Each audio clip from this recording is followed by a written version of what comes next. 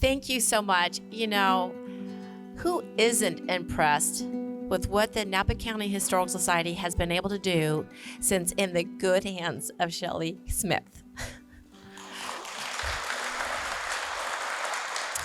It's really incredible, and for those who've been around here for a while, that this has been 76 years. This nonprofit started, and it started with just the people of Napa County who loved the history and heritage, and it was just at a picnic table at the Belle Grist Mill, and it evolved from there. And the Dowds, Jess Mary Dowd, if you remember that, and it continued to evolve, and it's had its different chapters.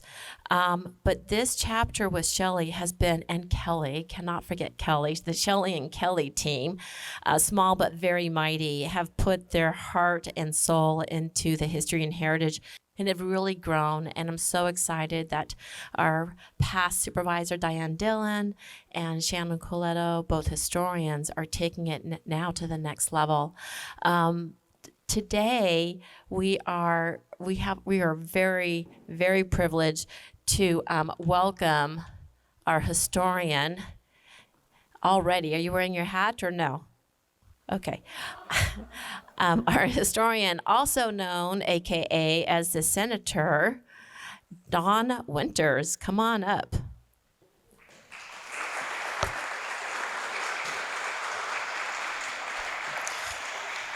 So, a little bit about Dawn. I like to think of Dawn as the guy who has spent 51 years in hotel rooms, right? Yes, he has been. Yes, he has been a global hotel and restaurant consultant for more than a half a century. Dawn is also a professional humorist, and if you don't know, you will soon know, and has performed all over the world. He and his beautiful wife, Catherine, are world travelers. He has been a leader of many charities throughout the Bay Area and currently serves as the Land Trust Finance Committee and the Salvation Army Board and the Guardsmen of San Francisco. Dawn has spent the last 20 years diligently researching Napa lodging industry and has found and documented more than 700 lodging facilities here in Napa County that operated since 1849 to present day. Please welcome, well, we already did welcome, but let's welcome again, board member extraordinaire and Napa County lodging historian, Senator Dawn Williams. Shall we sit? Have a seat? Thank you, Elizabeth. Before we begin, I just want to take a moment to recognize my colleague, Jim Treadway. Oh, I recognize him. Okay. There's Jim. Thank you. Okay, Okay, we'll just take these. Okay. And Jim is also a honorary board member who we also as a historian, legacy board member too. So thank you. Jim, what is your safe word for today? Well, let's have a seat. Sometimes we will make tradition is that we make a toast. And I think that we definitely need to make a toast and start with, before we start, a little sparkling cider, if you will, for today, okay? So we're gonna do this, and I'm sorry I don't have enough for everybody, but this will also keep us going through this discussion. So to Shelley and Kelly and the history of Napa County, and to all of you who continue to make this history with us, salute. Cheers.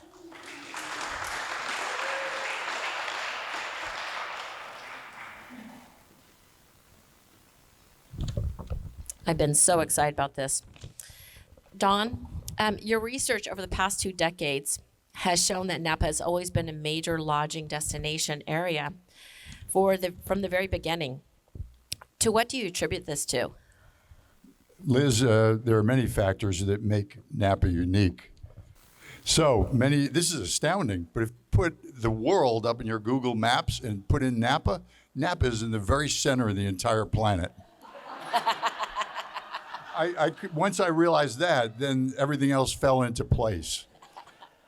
And then beyond that, if you put in Napa County Historical Society in the North Bay, Napa County Historical Society is the center of everything. And that's largely thanks to Shelley Smith. So, Jake Roygit, the Napa County botanist with whom I've spent 20 years hiking on Saturdays in native plants with Catherine and a lot of our friends. Napa is truly unique in terms of biodiversity in the entire United States. We have more kinds of wildflowers and plants.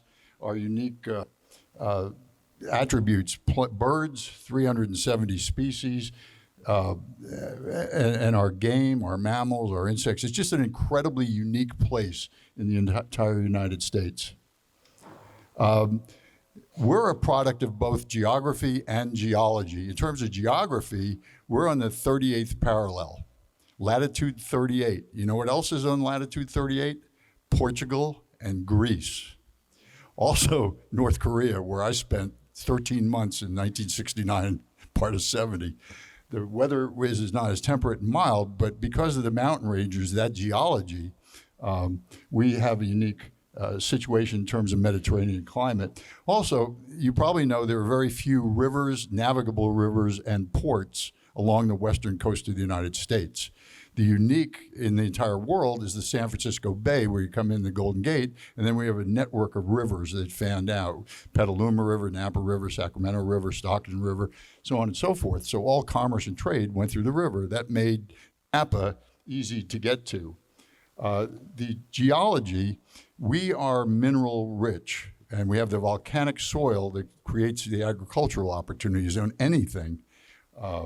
From our initial major crop, which was wheat, not wine, wheat, to marijuana, which we still has grown, I think.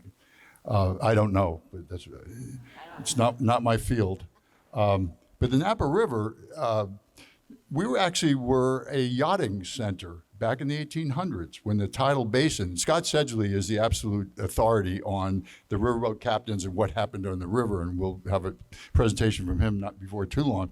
But different yacht clubs throughout the entire Bay Area would have regattas, and they'd all sail up to Napa, and they would disembark and take stagecoaches and personal carriages up to Napa Soda Springs, probably the most elegant and lavish resort in California at the time.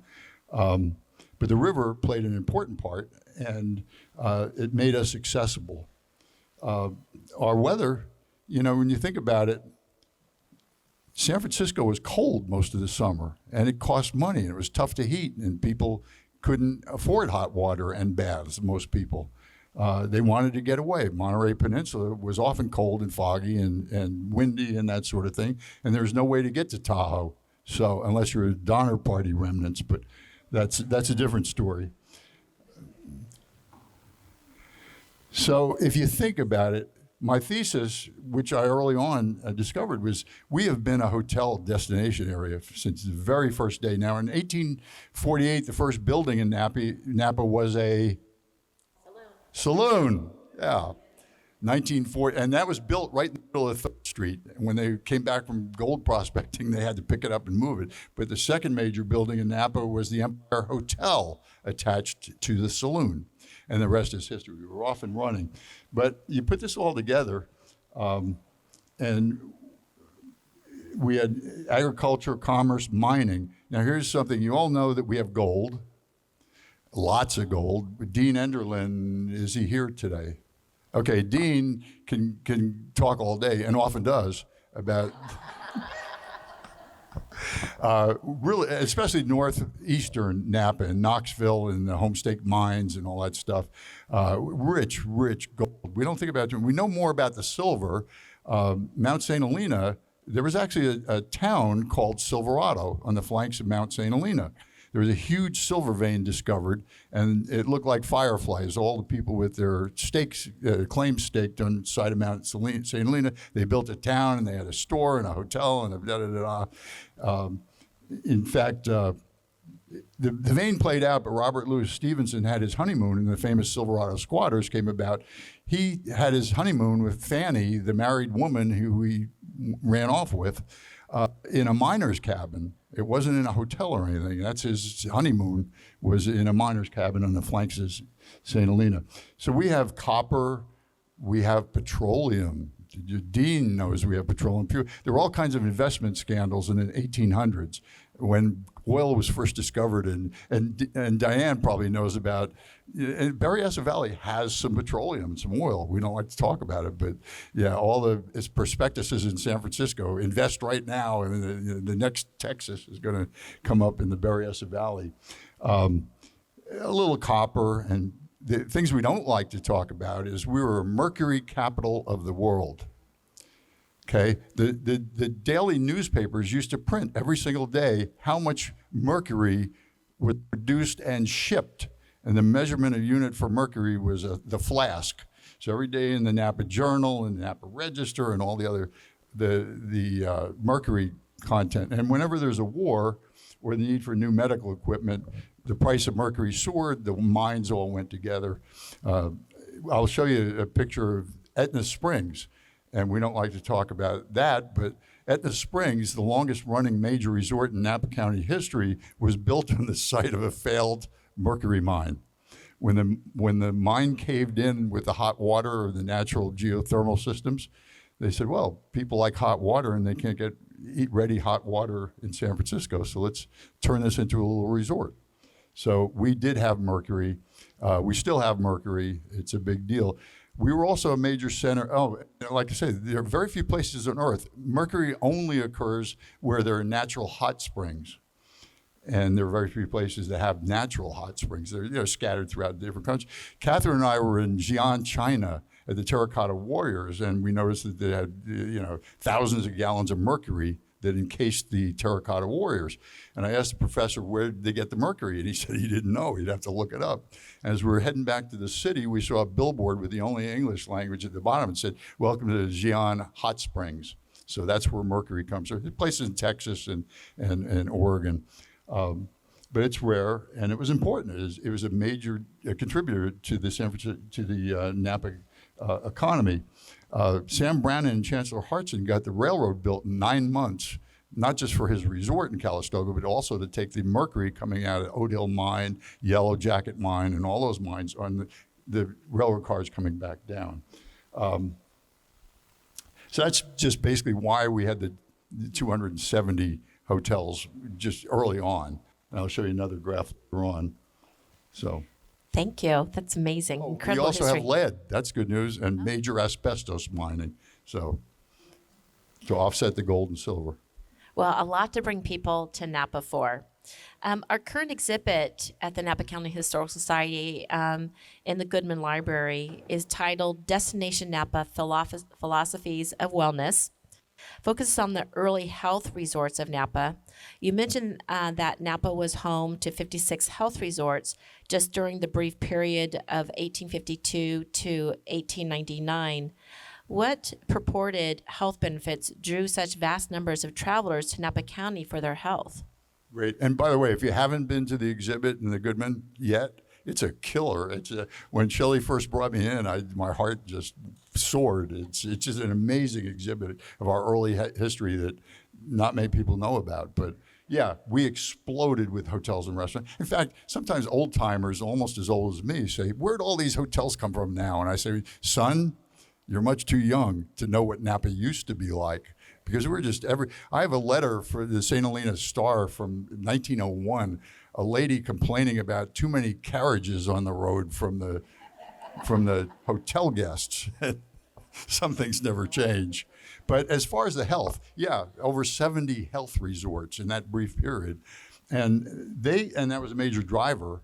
And other kinds of hotels through travelers. That's a category of hotel. We have Windy Flats, where the drayage people would come from winters and go through town. They rest as they're climbing up Mount George and through travelers going from one place to another.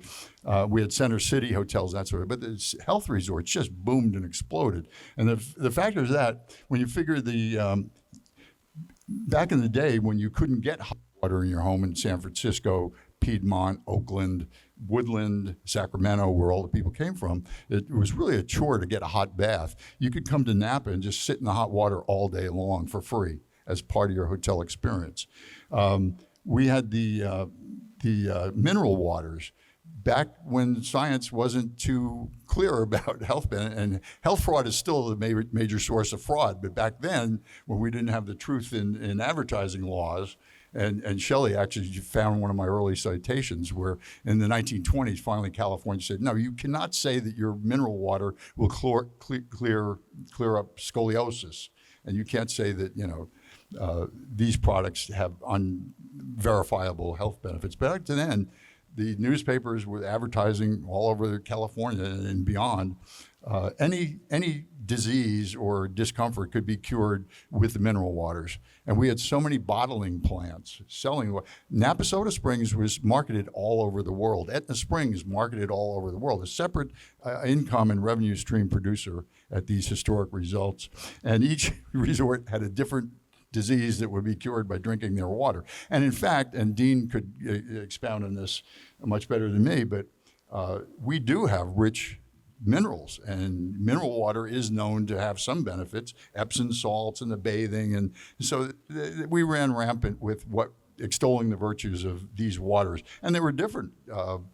Chemists would come in and assay the waters, and the newspaper ads would be what they had. They wouldn't say what it would cure, but some of them. And people would come and spend quite a bit of time. Our climate, people used to believe that a higher altitude was peaceful. Most of our resorts were up on Mount Veeder side or on the Mayacamas side or the Howell Mountain side. And each of them would list their actual altitude as part of their advertising. And think about being in San Francisco where they had tens of thousands of horses in the street, and the flies and the manure and the charcoal air and all that stuff. And you get out here in Napa up in the, and it was easy to get here because you would just come up the rivers before and the ferry. And by 1860, the railroad that Brannan and Chancellor Hartson built. And so you could be in warm climate and hot baths, like hot tub parties, only we had them in fact, Lucy Bridgman had a hotel across a boarding house across from Etna Springs. Before they built that famous resort, people would go soak in the mineral and mercury water. And it was a giant hot tub party. They have their wagons and camps and tents and stuff, and people enjoyed doing that. Do you have some slides to share as with this part of your? I'm going to show you, well, here's what happened. Here's an overview of how many hotels we had, lodging facilities that we had operating each year since the start of Napa. Pretty extraordinary, explosive growth. And remember, this is after the initial gold rushes and that sort of thing. This is a map we have in the exhibit showing clusters of where some of the health resorts were shown. Okay, I'm going to quickly, and many of you have seen these and you know about them. The first resort in the state of California, 1852, was the White Sulphur Springs Resort. And the amazing thing is that it's been in almost continuous operation since 1852. The recent fires burned it down yet again. Over its history, it kept burning down or getting swept away by the floods. They kept rebuilding it. That's Sven Ahlstrom, patron saint. Is Mariam Hansen here? So this is the patron saint of the St. Helena Historical Society, Sven Ahlstrom. And his daughter, Sophia, who became a noted, right, Shannon? She became a noted artist. But he operated White Sulphur Springs for years, and they brought in telephone. They got all the swells from San Francisco would come, and they brought in a telegraph line so you could get the stock prices. Jakob Schramm, before his famous wineries, cut hair for $0.10 a head weekends as his side job to raise enough money so he could get in the wine industry at White Sulphur Springs. It was the first and best resort in California. Eventually, Sven got fed up with getting his hotel and resort being swept away. They built a new hotel, and to celebrate on July 4th, one of the employees lit a pack of firecrackers and threw it up in the roof. July 4th, they just got open for the season and burned the whole hotel down. So as a hotel person that Jim and I can relate to, Sven said it's much easier and safer and a better investment to be in the center city hotel business than a destination resort business. So he bought the Windsor Hotel in downtown San Francisco, downtown St. Helena, which became the St. Helena Hotel. So this Wow. is That's this quite a is Sam picture. Brannan's. I've never seen that picture before. So I That's couldn't really find. I didn't. incredible. I have a huge collection of things over 20 years I put together, and NCHS has a lot of slides. And I put the call out there to Shannon and Dean. Hey, do any of you have an overview of Sam Brannan's Calistoga Hot Springs? Because 20 years I never found. And Dean, within 10 minutes, gave me whiplash, sent me this back. But Sam Brannan, as you probably know, we don't revere him, but he was probably the most colorful guy in early California history. My hero is Mariano Guadalupe Vallejo, but I've researched this guy in many, many books and treatises. He was a serial entrepreneur. He was into everything. He was a scoundrel and a scalawag, and he got nailed fooling around with Lola Montez. He's the most publicized divorce in all-cash divorce settlement in 1872. This Bank of Sacramento took the resort, but this is the biggest resort in all of California, built on the geothermal pools and mud springs, and again, now my life is complete now that I have this slide. It shows that there were not yet, honey, but almost. It's just, so he even had 25 houses built around the semicircle, named after famous Californians of the early day, and those became as known as the Brannan cottages. There's still a couple of the Sharpstein has a model of that. But anyway, they had a big major racetrack, and it was just huge. It was amazing. But there was nobody in California other than Sam Brannan who could afford a resort. So when it went taken back to the Bank of California broke it up in little pieces, and other entrepreneurs came in and operated next. And that's the Brannan cottages. Is that Mount St. Helena behind there? or That's is Mount that St. Helena. Fuji? Used to be much taller. Yeah. So it looks pretty big. And this is what downtown Calistoga looked like when after Brannan created it. Nancy and I have had fun because I found really hidden documents and miles of microfiche where Brannan and Leland Stanford were talking about putting Stanford in Calistoga, if you could imagine that. They bought up some land, and agents bought up land, but eventually it went to Palo Alto and everything. But Nancy caused quite a fit when I gave her some of my documents, and others, some land speculators said he's going to do Stanford here, which drove up some land prices. So part of it was scandal, swindle, and speculation. Others were Stanford actually did, and they had the railroad depot running into California. For those who can't see, Don, I want folks to know that this is a drawing from 1871. The artist is unknown. The buildings, I can't see what the far building said, but the middle building says, looks like Brant Distillery. My eyes are, what is it? Brandy. Oh, Brandy Distillery. I was thinking Brannan. Brandy Distillery. And then it says a depot. I see a train. And what's the other one, Kelly? Cooper Shop? Oh, barrels. Okay. Oh, very good. Yeah, I've never seen this one either. Wow, beautiful. I've long had this, but I never had a chance to show it in this context. So it's Brannan. Yeah, he was into everything. He made blankets in San Francisco. He made railroad cars. How many of you know that Napa used to produce silk? We brought in the mulberry trees and brought in the cocoons, and Brannan tried to establish a major silk industry, and didn't pan off. It wasn't very profitable. It took too much handwork and that sort of thing. But he had his brandy distilleries. He raised merino sheep. He's into everything, including resort. So this next one is Zemzem Falls, and a bunch of us know that it's called Zemzem Falls. Nowadays, everybody calls it Zimzim Falls. It's incorrect. Zemzem, after in Arabia, the ancient springs that tasted like, I'm not sure, Jim, the word I would want to use. But anyways, terrible. But people came from all over to drink the Zemzem waters, the sulfurous, thought to have amazing curative powers. There was even a post office in Zemzem. Those of you who have hiked this, it's a great hike when the water's flowing. This is the actual falls, and it's probably a 3-mile, 4-mile hike to get in there and see Is the this falls. also like Angwin, Calistoga, St. Helena region? This is in Knoxville. Oh, This Knoxville. is way Okay. up in the northeast corner. By the way, we have members that don't know of the towns we used to have: Silverado, Knoxville, Monticello, and a few others. So that's the only site. There are no renderings that I've ever been able to find about the actual hotel there, but there was one post office in it. The Pony Express stopped there. And if you get a chance, hike Zemzem Falls. So this is the health aspect. This is Dr. Edwin Angwin's health resort. Beautiful. And it was a healthy lifestyle. It was in the mountains. He did all this stuff. And he ultimately, this site became Pacific Union College, which is health focused. Yeah. So The it's an sign says amazing story. Angwin on there. Is that what I'm seeing? The sign in the picture Angwin's- shows Angwin. Yeah, Yeah, Angwin. multi-level, multi-story balconies, just a beautiful, and then the PUC college evolved from that.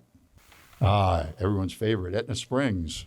This was founded on the failed mercury mine, and Chancellor Hartson, who was probably the most prominent capitalist in Napa County, who got everything going and ran everything, and he even owned the land that Silverado now sits on, which is separately. But anyway, he built it. When he died, nobody else could buy it. It was already a pretty splendid resort as he kept expanding. So his advertising agent, Lendy Owens from San Francisco, he was the king of the marketers, the P.T. Barnum. He went up to the widow and said, "Hey, I can make this really shine." And so he took it over. He bought it. Had some others. He leased it, but he was in charge of the advertising. So I've gone through every weekend travel guides of the regional newspapers, and people used to do it just to see what his headlines were. His most famous headline to get people to come spend the summer there was, "Leave your wife and come spend the summer with us at Etna Springs. They can visit you on the weekends." And so that was Lendy Owens. And yeah, so it's fun just looking through those. So as you know, Etna Springs fell into ruin. For a while, the Moonies operated. They leased it, they operated, and both sides, the owner and the Moonies, called me to ask me to be the expert witness in the valuation and the lease terms. And I turned it down. I said, no good can come of going against the Moonies and this old guy that owns the place. So, but it's a great one. It's a historic place. Someday it's going to be somehow revitalized. There's the interior dining, 110 degrees in Pope Valley, and they're all wearing jackets and ties, and that's the way it used to be. They had their speakeasy like everybody else. Oh, so here's one of the you want to talk about health, and Napa being a healthy place to be, despite the lead, asbestos, and mercury. Sorry, Diane. but So now we've moved on to our health institutions. yes. Well, Okay. no, not yet, because yet. Okay. originally Rural Health Retreat, Atwater and Kellogg, on the site of where St. Helena Hospital is now, they came out of Michigan, and they were the Seventh-day Adventists. They had a program of healthy living. So they built the Rural Health Retreat, and it operated for years and years and years, and right on Crystal Springs, and then it converted to the St. Helena Sanitarium. And you would go there as a guest, and I have great photos of, they make you get up at 6 a.m. and jump in the pool, and they have megaphones making you work out and do. So you could check in on your own, and you could check out on your own. You can. Okay. You kind of paid for a week, so you're disinclined to leave quickly. Just checking. So, yeah. So this ultimately became St. Helena Hospital, and those of you who watch the Blue Zone know that Loma Linda is the healthiest town in the United States, and that's all Seventh-day Adventist stuff. So that's one of the precursors. Got this thing off and running. Amazing story. Okay, here's the most researched and requested. This actually helped get me started. Napa Soda Springs, the most elegant and fabulous. Liz and Scott used to sneak up there as teenagers and maybe share a beer or something. I And used to hike up there with my dad. yeah. So this was the gem of Napa, Napa Soda Springs. Colonel Jackson built it. He had two enterprises: the hotel industry, and Napa Soda Springs. It was shipped to Paris. The finest cafes in Paris would serve their Napa Soda Springs water. That's the rotunda that sits up there. The walls are still standing. Magnificent architecture everywhere. Moving on. So we use this. This is the lobby. That rotunda, Jackson was really going to make it a horse stables. It was going to be the most expensive horse stables in the world, and it became known as Jackson's Folly. And eventually he took the lead of the Palace Hotel in San Francisco and said, no, I'm going to make these into hotel rooms. There were 60 hotel rooms within the rotunda, and that grand lobby was way ahead of its time. And it was the scene of all the great social events in Napa County. People come up from San Francisco to see this. And the water, which was part of the draw, but the altitude, the fresh food, and the springs, the bathing, the water was actually naturally carbonated. And when they pumped it and shipped it and bottled, they would degasify it and then regasify it to a certain precise level of gasification and then shipped around the world. I have a story about the Palace Hotel in San Francisco running out of Napa Soda Springs water, and they had to send special stagecoaches up to get more loads to serve with their mixed drinks. Yeah, but this is probably the most famous photo we have from the hotel industry. That's another one of the structures from Napa Soda Springs.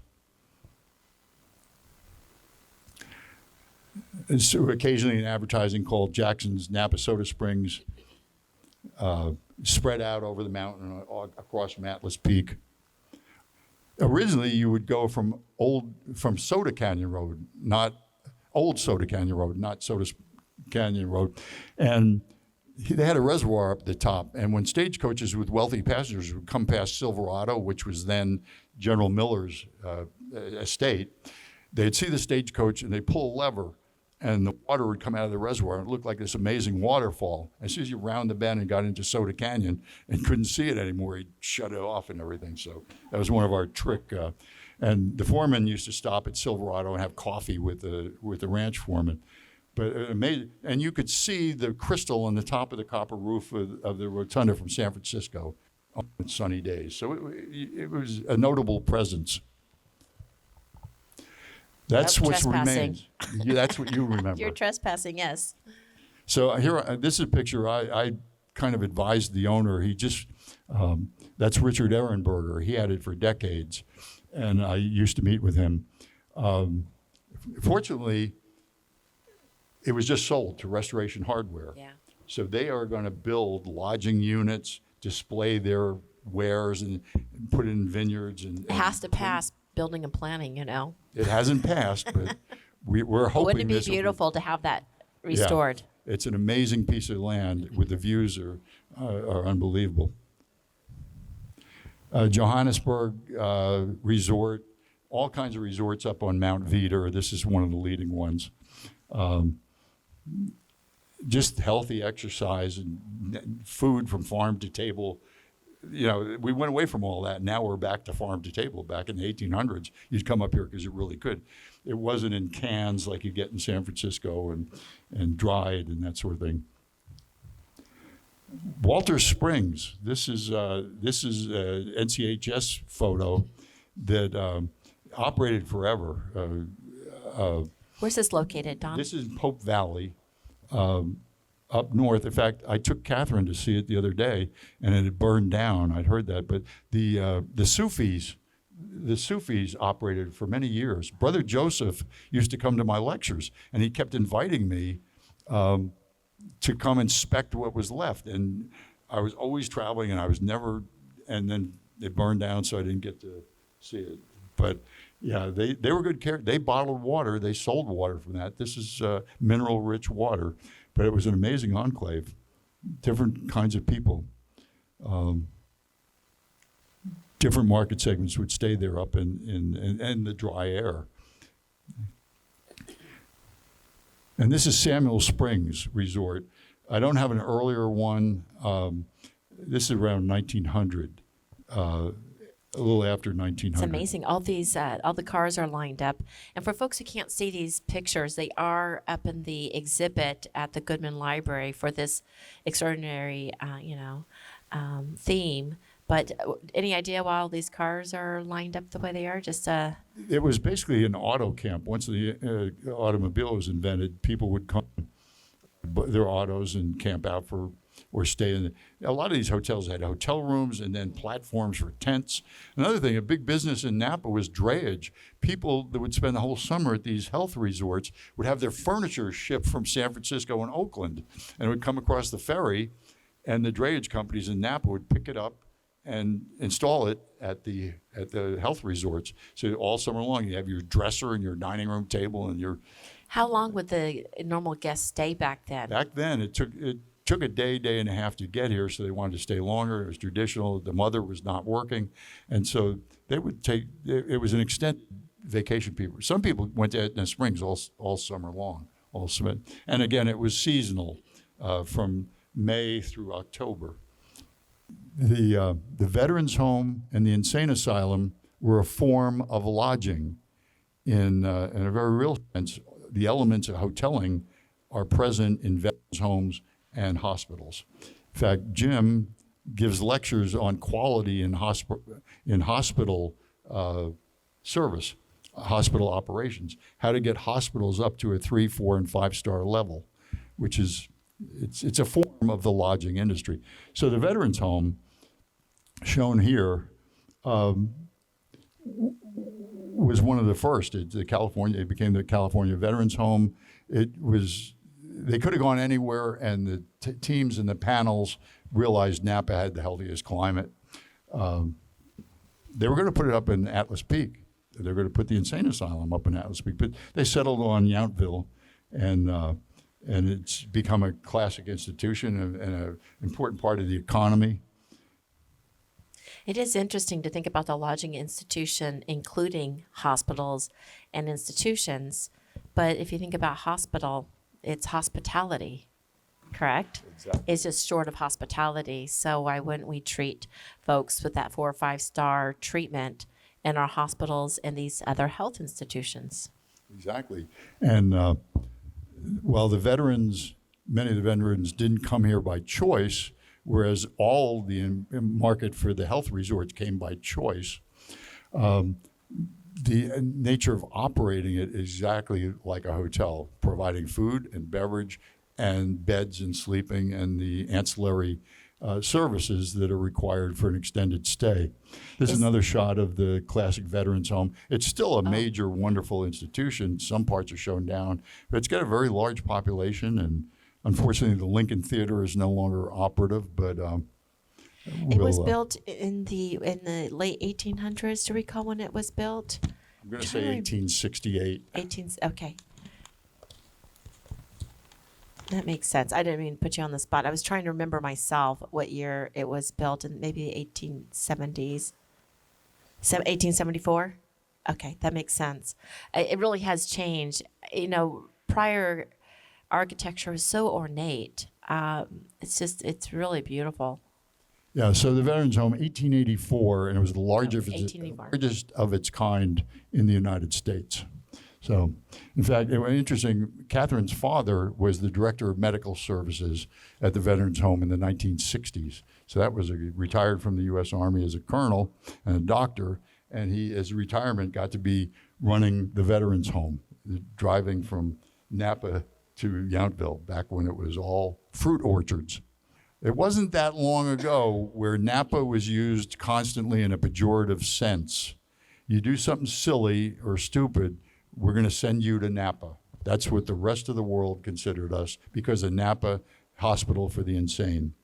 And it's taken a lot of PR and everything, but the architecture was regarded as about the finest outside of San Francisco in Northern California, the castle as it was known.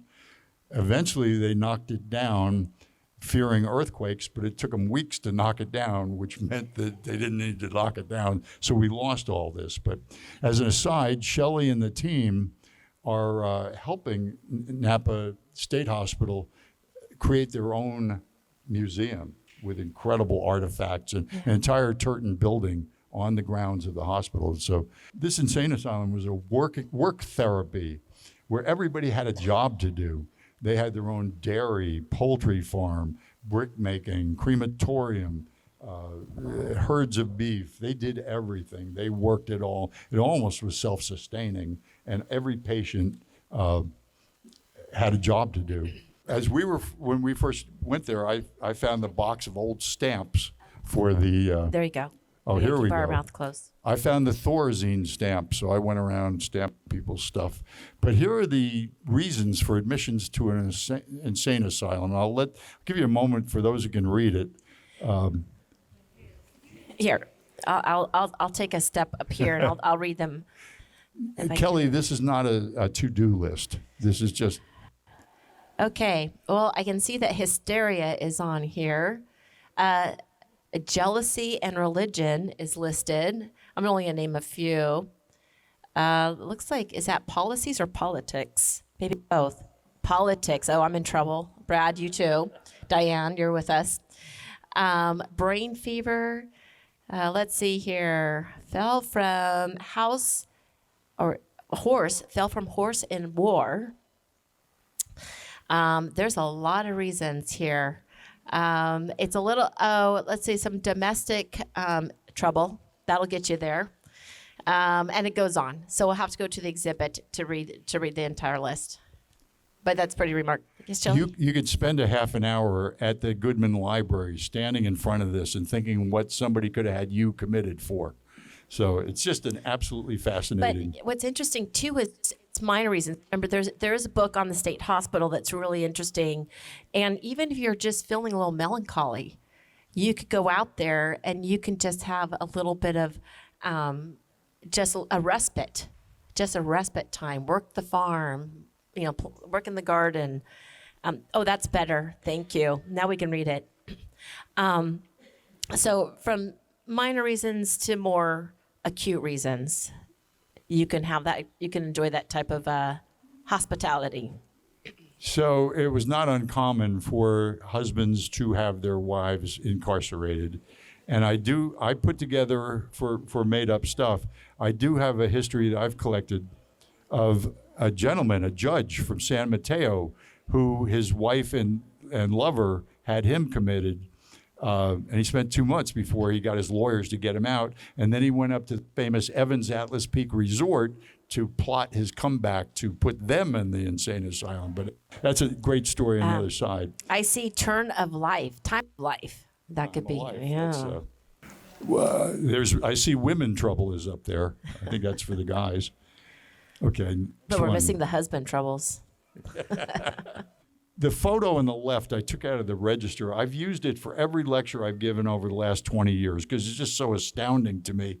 Back in the day, in the 1800s, those inmates would host balls and gatherings and social events on the grounds in the insane asylum. And on the 4th of July, the caption, which I guess I cut off, but the caption says, a wagon load of inmates at the insane asylum are preparing to go downtown Napa to watch the 4th of July celebration.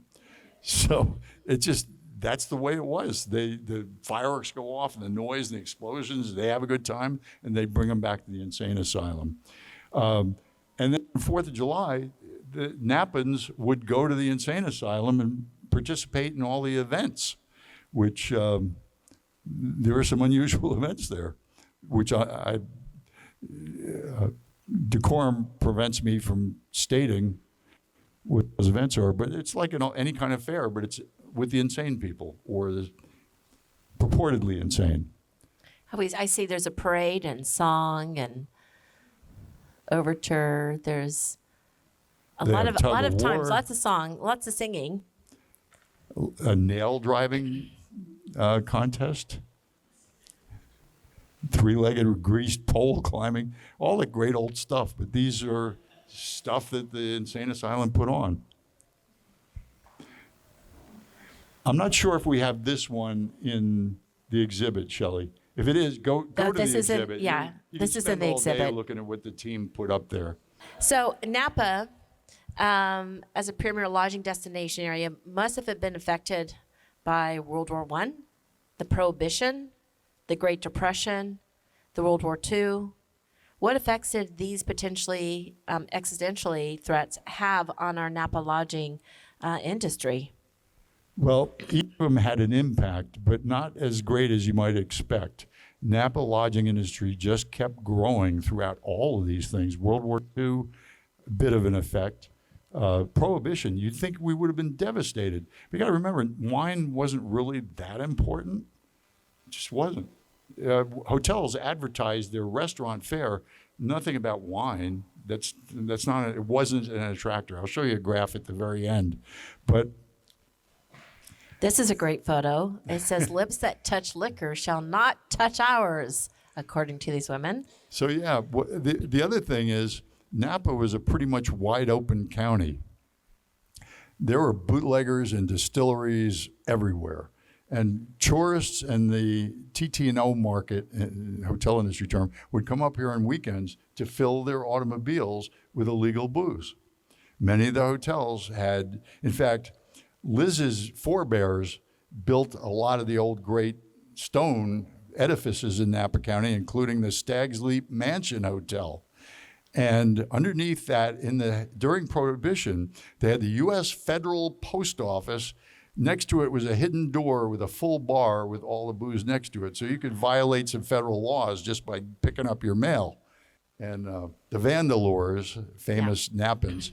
But people, we got a lot of lodging business for people who came up and bought the wine bricks there was a huge distillery in downtown Napa, mammoth copper.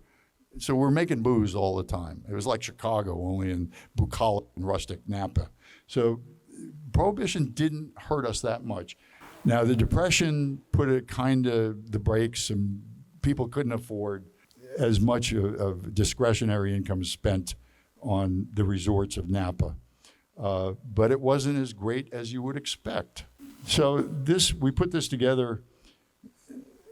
Napa just kept growing, adding more and more hotels. Now, a lot of hotels failed, and they would be rebuilt or reconstituted, renamed, remarketed, all kinds of things. But people kept getting in the game, and they survived, and they grew. Liz asked me to do just a couple in the 1900s. There were hundreds in the 1900s, a lot of them up in Calistoga, ethnic-based kind of health resorts. But we got Dr. Alder's Springs, we got Cherry's. I was close to the Wilkinson family, advised them. The mud baths. The first mud bath in Calistoga, after Brannan lost everything, two brothers had a bathtub out in the fields, and they'd dig up the mud and put it in the bathtub. There's a spigot. I have a photo of the spigot, and they'd hose you off when you're done. One of the great stories, and we'll probably do a special on this. I know Shelley has followed it. Pachito Springs. It's now known as Indian Springs, and it's one of the great success stories in Napa County. But in the early 1900s, Pachito, a Frenchman and a dye worker, bought a section of Brannan's failed resort, and he said, "I'm going to rebuild this once magnificent resort." And he married Georgiana, who was 19 years old. He said, "Let's go to New York, take the train, and we'll raise the funds to build this magnificent resort." So they go to New York. He hits all the investment bankers and all this stuff, and then he dies. He's there. She's 19. She's never been outside of Calistoga. She comes back. Her husband has just died. She says, "I'm not giving this up. I'm going to try and make that dream come true." So she actually built it, expanded it. It went on forever until 1988. The son was born. He wound up operating in it. It was a very immersed family, but this young mother with no training became a heroine of the hotel industry, Georgiana Pachito. And then John Merchant bought it in 1988, changed the name to Indian Springs, and the rest is incredible. But they actually had two geysers. You know, up in Calistoga, you dig anywhere and you get a geyser.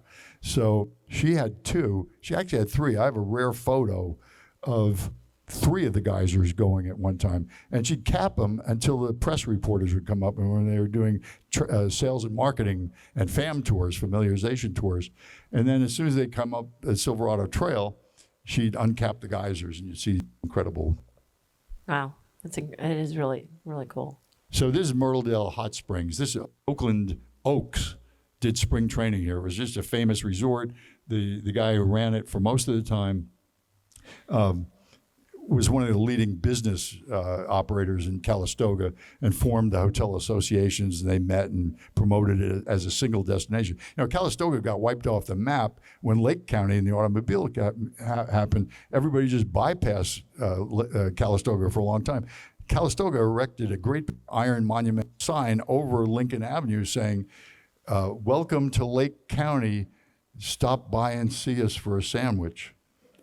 But eventually that all came back to. But anyway, Myrtledale Hot Springs disappeared, and I had so much research on it. It's now Duffy's, the recovery home, the Betty Ford Center of Calistoga, very famous, very effective, but a classic Napa County institution. This is Bothay's Paradise Park. We all hike Bothay Park. Lily Hitchcock was across the little creek, Moore Creek. But their advertising, they built a little airstrip on the other side of Highway 29, and they showed airplanes, little biplanes coming in. Their marketing was fly into Bothay's Paradise for brunch. So in the 1940s and 50s, 30s, that was a big deal. This has all been torn down, but they had the longest bar in the North Bay inside. And after I first presented this a decade ago or more, some locals came up and said, we all called that Paradise Park because the entire top floor was given over to gambling. Slot machines and illegal gambling were prevalent all throughout the North Bay. So that's Bothay's Paradise. This gives you an idea. This is the final. Okay. This is wrapping Are you bringing us home now? I'll bring you home now, Liz. Okay. Okay. So this is the painstaking result of all those years of research, quantifying, finding so many that nobody had ever heard of. And when I kept finding a new resort, it was a big deal for me. And when I reached 13, Harry Price and I, a fellow historian, said, who could have known there were 300 hotels in Napa County? I eventually got to 700. So we have always been a hotel destination area. But what you can see from this is we kept growing in number of operating lodging right through World War I, Prohibition, the Great Depression, and World War II. It wasn't until 1950 that Napa started its decline. I call that the languishment, and we just kept declining in number of operating resorts. The federal highway system was being built. You could now get to Lake Tahoe. More of the infrastructure is built in the Monterey Peninsula. People were flying more for their vacations. The war was over. You could now go on airplanes. Napa became a blue collar. Napa's population tripled, quadrupled, I have the figure, but during World War II in Mare Island, all of a sudden we became super populated. And we've done a show on Shipyard Acres and Napa Pipe and all that stuff. So yeah, it wasn't that attractive. And then guess what happened at the judgment of Paris? And that tells the story. I did the first economic feasibility study in Napa County history for a hotel. 1973, September. The only branded hotel in the entire 788 square mile county was one branded hotel in the county. Silverado Country Club? No, that's not a hotel. Hotel St. Helena. Branded. No brand. Oh, The only brand in the entire county, Motel 6. And I told Liz I'd say something profound. So that graph and Motel 6, and we rebounded. Wow. Now we're an incredibly vital part of the economy. And so... and there we go. And the history continues. Well, let's please all thank Dawn for sharing this incredible history. Yeah, this is spectacular, Dawn. Spectacular. I learned so much. And you can learn so much and see so many more pictures at the exhibit at the Goodman Library. It'll be there for a few months, but don't put it off. And there's also cases with artifacts, Shelley and Monica, who's not here today, another board member, Kelly and their team. You did again. I have this is my new favorite exhibit. Is this exhibit, and so I encourage everybody to go. I want to thank you for being here today, for this opportunity. I want to thank Ralph Amici for recording this, and Don, Senator, thank you. Bravo. Well done.